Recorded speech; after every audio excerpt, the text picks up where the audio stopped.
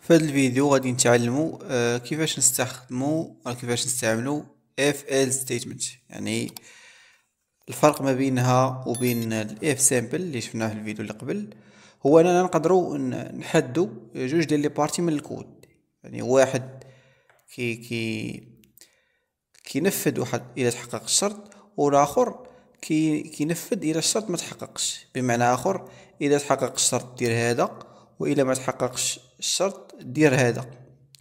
دونك ناخذ ان ديفينيسيون ديال اف ال ستيتمنت باش نفهمو. الوغ تو سامبلومون اف else هي عباره شرطيه، يعني ان انستركسيون كونديسيونيل اللي كتخليك تيكزيكوتي الكود ولا تنفذ كود محدد اذا تحقق الشرط، وكود اخر الا ما تحققش بصفه عامه. دونك السينتاكس ديالو في تي اس كيو ال بحال بزاف ديال لونغاج دو بروغراماسيون كنديرو اف الكونديسيون الشرط اللي حنا باغيين، كنديرو ستيتمنت يعني الا تحقق الشرط شنو غادي يوقع.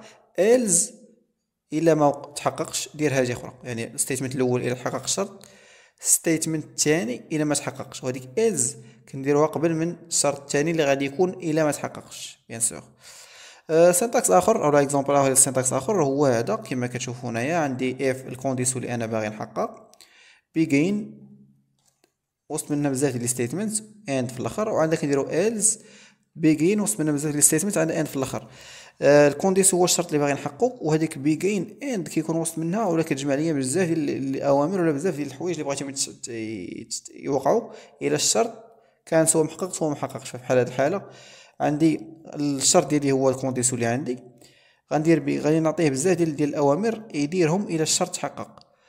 الى الشرط متحققش إلز جي لهاد الاوامر اللي عندي هنايا كاملين بين بيجين و اند وحقق وجمعهم مزيان. يعني فين كنستخدم هاد اف إلز؟ فكنستخدمها في التاكد من البيانات او الحذف. يعني باش نبغي نسوبريمي شي حاجه او لا في توجيه النتائج على حساب القيم المعينه اللي عندي، او لا في شي عمليه مختلفه حسب الحاله، مثلا المخزون او الستوكاج او اكسيتيرا. وبيان سور غادي نشوفوا دي زيكزامبل براتيك باش نفهموا هادشي كيفاش خدام. دونك فوالا بروميير اكزامبل عندي هو هذا. كما كتشوفوا درت ديكلار سكور انت، التيب ديالو انت يعني فاريابل تيب ديالو انت، ودرت سيت باش نافيكتي ليه واحد الفالور اللي هي 45.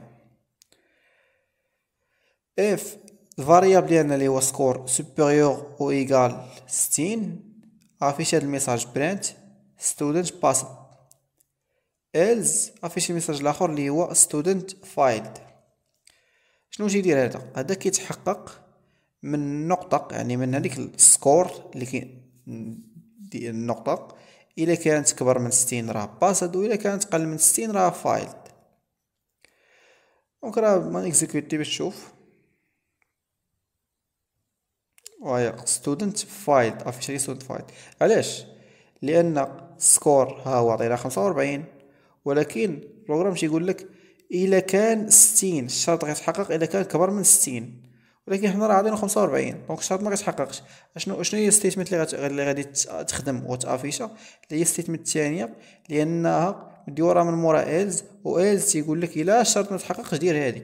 دونك هذا اكزومبل باين وواضح كيوضح لنا كيفاش نقدروا نستخدموا الاف ايلز ستيتمنت في التي اس كيو ال. وبيان سور غادي نشوفوا اكزومبل اخر باش نفهموا اكثر.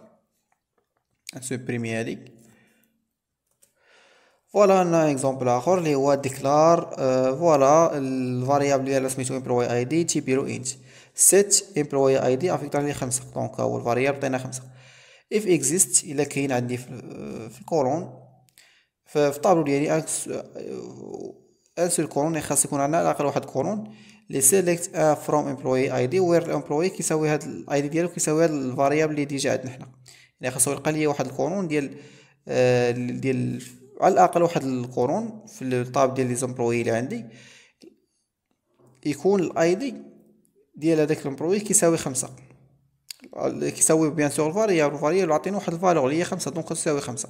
الا تحقق هذا الشرط غادي افيشي ليا اولا غيدير ستيتمنت الاولى اللي هي هذيك امبلوي فوند بروسيد تو ابديت. إلز الا ما تحققش الشرط غادي يخدم ستيتمنت الثانيه اللي هي هذه employee does not exist كان نوت ابديت. غادي نيكزيكوتيو ونشوفو الريزولطا اللي غتطلع لنا هنايا. فوالا امبلوي فاوند، دونك لقاه كاين عندي ان سول كورون، دونك الشرط تحقق. بروسيد تو ابديت. دونك بيان سور راه هادو مثال كيوضحوا لينا كيفاش نقدروا نستخدموا الاف ايلس ستيتمنت وسط تي اس كي ال. فهي كتعطيك القدره انك تاخذ قرارات داخل تي اس كي ال بشكل مرن يعني.